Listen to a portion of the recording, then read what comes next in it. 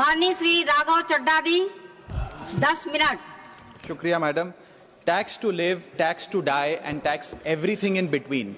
इस जीवन में दो ही चीजें निश्चित हैं। There are only two things that are certain, death यानी कि मृत्यु, और दूसरा है टैक्स। इस जहां से उस जहां तक जहां भी जाओगे, हर मोड़ पर हर जगह मुझे ही पाओगे, यानी कि टैक्स। मैडम, सपना था विश्व गुरु बनने का, बन गए हम टैक्स गुरु। और इतना टैक्स जो भारत की आबादी सरकार के खजाने में डालती है, उसके बदले सरकार जनता को देती क्या है, ये बहुत बड़ा सवाल है। कौन सी ऐसी हाई क्वालिटी सर्विस है जो फ्री ऑफ कॉस्ट जनता को दी जाती है? क्या हमें quality health care free of cost मिलता है? नहीं मिलता। क्या हमें वर्ल्ड क्लास एजुकेशन मिलती है? नहीं मिलती। क्या हमें फ्री वर्ल्ड क्लास ट्रांसपोर्टेशन मिलता है? नहीं मिलता। क्या हाई क्वालिटी रोड्स मिलती हैं? अगर अच्छी हैं तो टोल टैक्स भरना पड़ता है। क्या 24 घंटे 7 दिन बिजली आती है? नहीं आती। तो इतना सारा जो टैक्स सरकार इकट्ठा करती है, उसका करती क्या है? इसीलिए मैं कहना चाहता हूं दैट वी इन इंडिया पे taxes like in developed countries to get services like in sub-Saharan countries.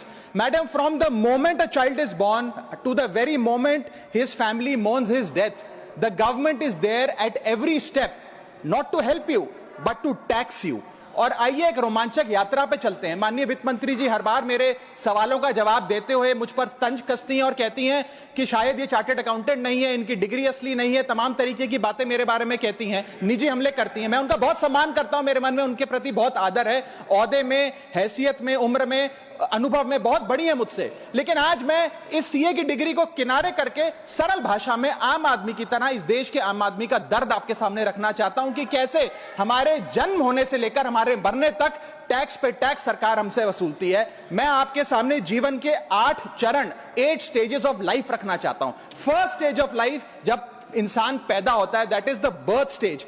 बच्चे के पैदा होने से पहले, उसकी आंखें खुलने से पहले जो उसको वैक्सीन लगती है, उस पर 5% जीएसटी लगता है। जिस अस्पताल में बच्चा पैदा होता है, उस हॉस्पिटल के कमरे के चार्जेस पर अगर 5,000 रुपए से ज्यादा का कमरा हो तो 5% जीएसटी लगता है। बेबी केयर के आइटम्स पे 5% जीएसटी लगता है। और अगर उसके माता पिता बच्चे के पैदा होने पर मिठाई बांटे तो मिठाई पर 5% और चॉकलेट पर 18%, 28% जीएसटी लगता है।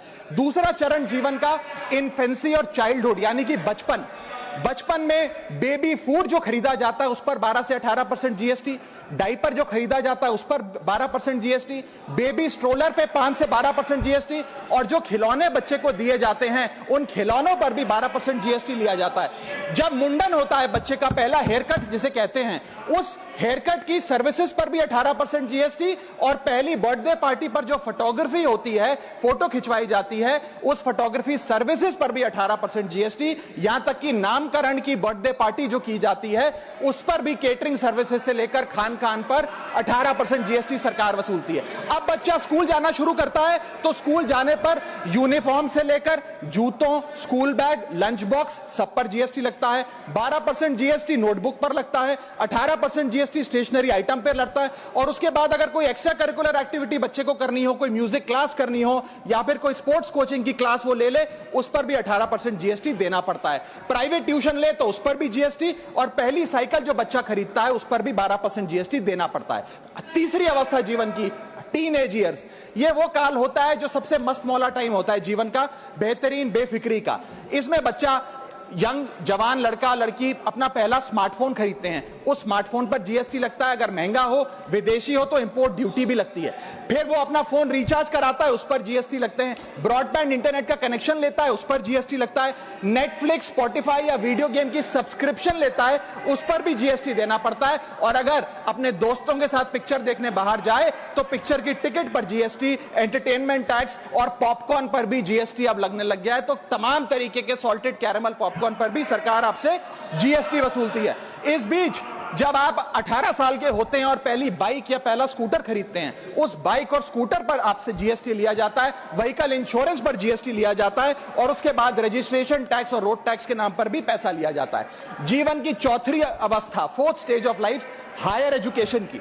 इस हायर एजुकेशन की अवस्था में आप यदि प्राइवेट कॉलेज में पढ़ रहे हैं तो प्राइवेट कॉलेज की ट्यूशन फी पर जीएसटी लगता है। हॉस्टल में रह रहे हैं या पीजी का रेंट भर रहे हैं तो उस पर जीएसटी लगता है। स्टूडेंट लोन की प्रोसेसिंग फी पर जीएसटी लगता है, किताबों से लेकर लैपटॉप तक जीएसटी लगता है। और अगर माता पिता संपन्न हैं और बच्चे को विदेश भेजते हैं पढ़ने के लिए तो फॉरेन रेमिटेंस पर टैक्स कलेक्टेड एट सोर्स सरकार लागू करती है। अब आते हैं पांचवी अवस्था पे, जब वो अपना करियर शुरू करता है। ये वो एज है जिसे मैं golden age of direct taxes कहूंगा। अब ये डायरेक्ट टैक्स के जंजाल में आदमी फंस जाता है इस उम्र में, जब उसकी पहली नौकरी लगती है। तो नौकरी में आमदनी अनुसार उसके स्लैब रेट के हिसाब से उस पर टीडीएस पहले काटा जाता है, मानो जेब काटी जा रही हो, और फिर इनकम टैक्स वसूला जाता है। जब पहली बार उसको पगार मिलती है, वेतन मिलता है, वो माता पिता या दोस्तों को बाहर खाने पे ले जाता है, पिक्चर दिखाने ले जाता है, उस खाने के बिल पर भी सरकार जीएसटी वसूलती है। और जैसे जैसे उसकी सैलरी बढ़ती है वैसे वैसे स्लैब अनुसार उससे इनकम टैक्स वसूला जाता है। इसके बाद आज वर्क फ्रॉम होम का कल्चर चल रहा है, तो वर्क फ्रॉम होम में इंटरनेट बिल्स हो, ब्रीफकेस हो, लैपटॉप हो, इन सारी चीजों की खरीद पर सरकार जीएसटी लेती है। और अगर आप ये पैसा निवेश करें, इस निवेश करने पर आप कोई भी फाइनेंशियल इंस्ट्रूमेंट खरीदें तो सिक्योरिटी ट्रांजैक्शन टैक्स के नाम पर, मैडम मेरा समय जा रहा है, कोई फाइनेंशियल इंस्ट्रूमेंट खरीदे तो फाइनेंशियल इंस्ट्रूमेंट की खरीद पर सिक्योरिटी ट्रांजैक्शन टैक्स, उसकी ब्रोकरेज पर जीएसटी और फाइनेंशियल एडवाइजरी पर जीएसटी। और जब आप ये फाइनेंशियल इंस्ट्रूमेंट बेचते हैं तो उसके मुनाफे पर सरकार आपसे कैपिटल गेन टैक्स वसूलती है। यहां तक कि हेल्थ इंश्योरेंस और लाइफ इंश्योरेंस प्रीमियम्स पर भी सरकार आपसे जीएसटी लेती है। इसी सरकार के मंत्री माननीय गडकरी जी भी सरकार से यही गुजारिश कर रहे हैं कि इंश्योरेंस प्रीमियम पे कम से कम जीएसटी हटा दिया जाए। इसके बाद इंसान अपने